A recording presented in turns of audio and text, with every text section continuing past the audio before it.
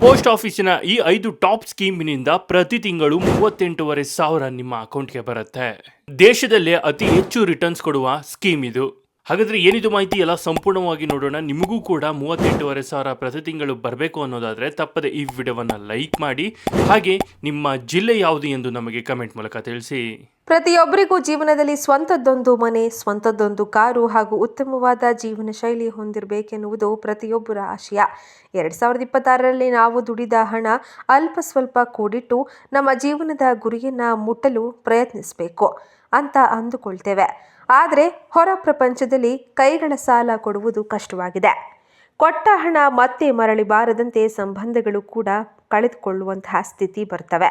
ಆದರೆ ಭಾರತೀಯ ಅಂಚೆ ಇಲಾಖೆಯಲ್ಲಿ ಅಂದರೆ ಪೋಸ್ಟ್ ಆಫೀಸ್ನಲ್ಲಿ ನಾವು ಸ್ವಲ್ಪ ಹಣ ಹೂಡಿಕೆ ಮಾಡಿದರೆ ಅತ್ಯಧಿಕವಾಗಿ ರಿಟರ್ನ್ಸ್ ಬರುವಂತಹ ಟಾಪ್ 5 ಸ್ಕೀಮ್ಗಳ ಬಗ್ಗೆ ಈ ವಿಡಿಯೋದಲ್ಲಿ ತಿಳಿಸಿಕೊಡ್ತೇವೆ.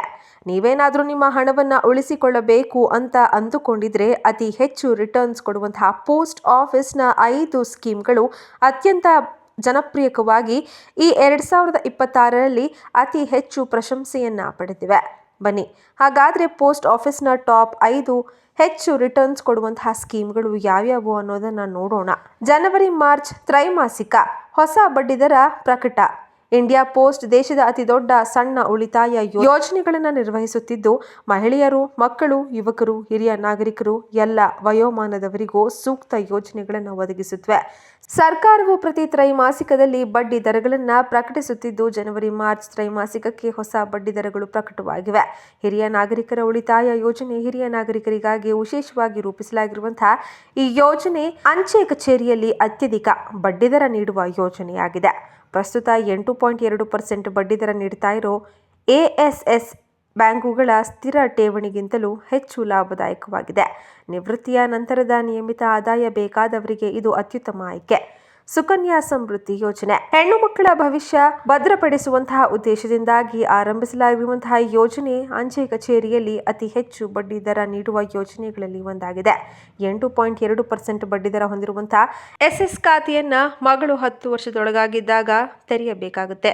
ದೀರ್ಘಾವಧಿಯಲ್ಲಿ ಉತ್ತಮ ಕಾರ್ಪ ಸೃಷ್ಟಿಸಲು ಇದು ಅತ್ಯುತ್ತಮ ಮಾರ್ಗವಾಗಿದೆ ಎನ್ನಲಾಗಿದೆ. ರಾಷ್ಟ್ರೀಯ ಉಳಿತಾಯ ಪ್ರಮಾಣ ಪತ್ರ, ಕಡಿಮೆ ಅಪಾಯ, ಖಚಿತ ಆದಾಯ ಮತ್ತು ತೆರಿಗೆ ಲಾಭ. ಈ 3 ಒಟ್ಟಿಗೆ ನೀಡುವಂತಹ ಯೋಜನೆ ಎಂದರೆ NSE ಆಗಿದೆ. ಪ್ರಸ್ತುತ 7.7% ಬಡ್ಡಿದರ ನೀಡುತ್ತಾ ಇರುವಂತಹ ಯೋಜನೆಯ ಆದಾಯ ತೆರಿಗೆ ಕಾಯ್ದೆಯ ಸೆಕ್ಷನ್ 80C ಅಡಿಯಲ್ಲಿ ತೆರಿಗೆ ವಿನಾಯಿತಿಯನ್ನು ಒದಗಿಸುತ್ತೆ. ಉತ್ತಮ ಮತ್ತು ಮಧ್ಯಮ ಮತ್ತು ದೀರ್ಘಾವಧಿಯ ಹೂಡಿಕೆಗೆ ಇದು ಸೂಕ್ತ. ಅಂಚೆ ಕಚೇರಿ ಮಾಸಿಕ ಆದಾಯ ಯೋಜನೆ. ನಿಯಮಿತ ಮಾಸಿಕ ಆದಾಯ ಬರುವವರಿಗೆ ಈ ಯೋಜನೆ ಸೂಕ್ತವಾಗಿದೆ. 7.4% ಬಡ್ಡಿ ದರ ಹೊಂದಿರುವಂತಹ ಯೋಜನೆಯಲ್ಲಿ ಹೂಡಿಕೆ ಮಾಡಿದರೆ ಬಡ್ಡಿಯನ್ನು ಪ್ರತಿ ತಿಂಗಳು ಪಡೆಯಬಹುದು. ನಿವೃತ್ತರು ಹಾಗೂ ಗೃಹಿಣಿಯರು ಇದು ಸ್ಥಿರ ಆದಾಯದ ಉತ್ತಮ ಮೂಲ ಎಂದು ಕರೆಯಲಾಗಿದೆ. ಮಹಿಳಾ ಸಮಾನ್ ಉಳಿತಾಯ ಪ್ರಮಾಣಪತ್ರ. ಮಹಿಳೆಯರು ಮತ್ತು ಹುಡುಗಿಯರನ್ನ ಉಳಿತಾಯಕ್ಕೆ ಪ್ರೋತ್ಸಾಹಿಸುವ ಉದ್ದೇಶದಿಂದಾಗಿ ಆರಂಭಿಸಲಾದ ಯೋಜನೆ. ಪ್ರಸ್ತುತ 7.5% ಬಡ್ಡಿ ದರ ನೀಡಲಾಗುತ್ತೆ. ಕಡಿಮೆ ಅವಧಿಯಲ್ಲಿ ಸುರಕ್ಷಿತ ಹೂಡಿಕೆ ಬಯಸುವಂತಹ ಮಹಿಳೆಯರಿಗೆ ಇದು ಉತ್ತಮ ಆಯ್ಕೆಯಾಗಿದೆ.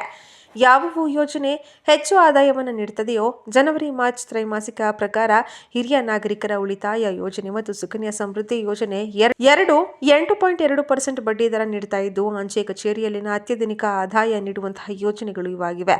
ಒಟ್ನಲ್ಲಿ ಅಪಾಯರಹಿತ ಹೂಡಿಕೆ, ಖಚಿತ ಲಾಭ ಮತ್ತು ಸರ್ಕಾರಿ ಭದ್ರತಾ ಬೇಕಾಗಿರುವಂತವರು ಅಂಚೆ ಕಚೇರಿ ಉಳಿತಾಯ ಯೋಜನೆಗಳ 2026ರಲ್ಲಿ ಕೂಡ ಸುರಕ್ಷಿತ ಆಯ್ಕೆಗಳಾಗಿವೆ. ನೋಡಿದ್ರಲ್ಲ ಸ್ನೇಹಿತರೆ, ಪೋಸ್ಟ್ ಆಫೀಸಿನ ಈ ಒಂದು ಸ್ಕೀಮಿಂದ ಹಣ ಹೇಗೆ ಬರುತ್ತೆ ಅಂತ. ಈ ಬಗ್ಗೆ ನೀವೇನು ಹೇಳ್ತೀರಾ? ನಿಮ್ಮ ಅನಿಸಿಕೆ ಅಭಿಪ್ರಾಯಗಳನ್ನು ನಮಗೆ ಕಮೆಂಟ್ ಮೂಲಕ ತಿಳಿಸಿ.